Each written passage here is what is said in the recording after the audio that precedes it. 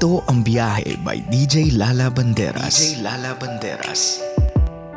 Hi love, nagbabalik DJ Lala para sa ating programang Sakto, Klaro, Diretso. So paano ba yan? Simula na ang ating biyahe ngayong gabi na biyaheng borrowed time. Me telling you the things that you need to do in order for you to live with no regrets. Number 1 is connect deeply with people. My love, it doesn't even matter how many people we are talking about. Just try to connect deeply with them.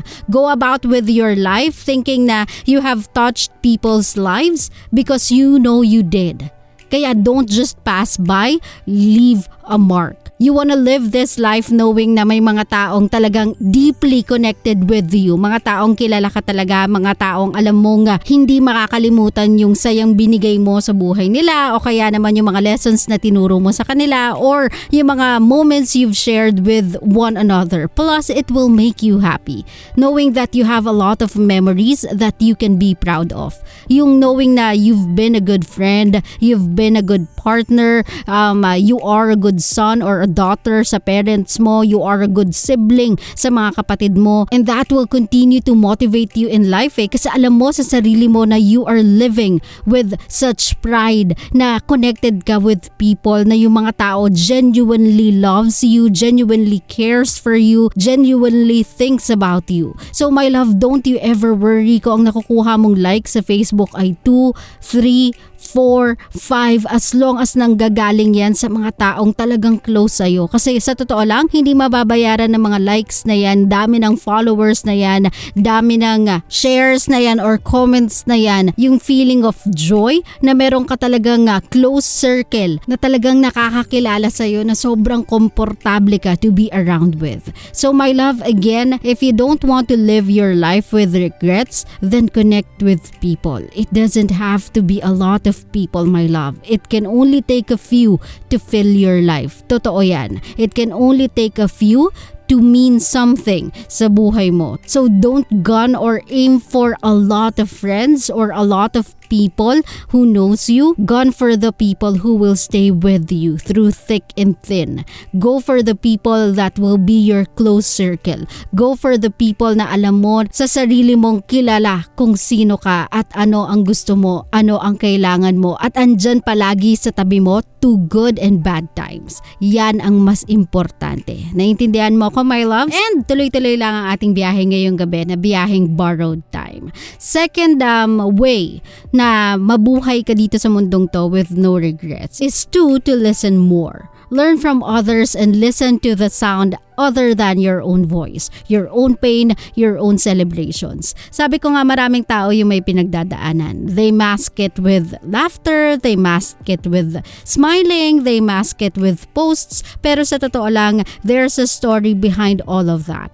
Stories that you will never know. Kasi maraming tao ngayon, my love, are fighting their own battles within them. Hindi nila sinishare sa mundo kasi they don't want others to see them weak. Why? Not because they are afraid they will be judged, but because there are a lot of people relying on them to be strong, relying on them to be okay, relying on them to be sturdy. Maraming taong nakasandal sa kanila. That's why they cannot fall apart. Kaya sa mga kabisyo natin, if you want to live this life without regrets, listen to people. Listen to them deeply and understand that they are going through something they cannot share with you, but you can feel. Be more sensitive sa nararamdaman ng iba. Be more sensitive sa pain ng iba. Be more sensitive sa struggles ng iba. Kasi sometimes we don't even have to undergo something in order to feel it. Sometimes we learn from other people. We learn sa mga experiences na hindi na natin kailangan ma-experience just to know that it hurts so bad. Kaya my love, if you want to live this life with full of lessons, with full of wisdom, with full of learning, without the pain siguro, without the horrible experience na na-experience ng iba, then listen to them. Kasi sometimes, may mga taong sobrang lakas na ang ginagawa nila sa pain nila, they create a lesson out of it and share it with other people, wishing that those people will never go through what they've gone through. Kaya sa mga kabisyo nating nakikinig, sabi ko nga sa inyo sa programa natin, we cannot be too judgmental sa mga tao just because of what we see or just because of what we've heard about them. We need to do our own research about them. We need to use our own senses in order to understand not just the story itself but the story behind the picture that we see and the stories that we hear. Naintindihan mo ko, my love? So that is the second way to live this life with no regrets. You have to listen more. Kasi again, lahat tayo ay nasa biyaheng borrowed time. So tayo nga ay nasa dulo na ng ating biyahe for tonight. This is the biyaheng borrowed time. And this is the last I'm gonna share with you para hindi kayo magkaroon ng regrets in life. The third and the very last is to never wait for the perfect time. Create time and make it perfect.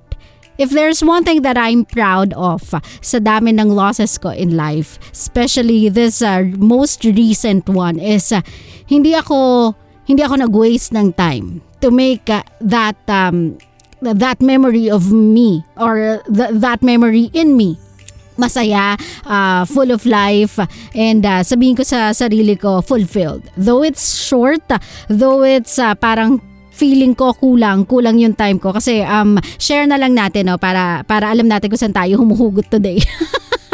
I just lost my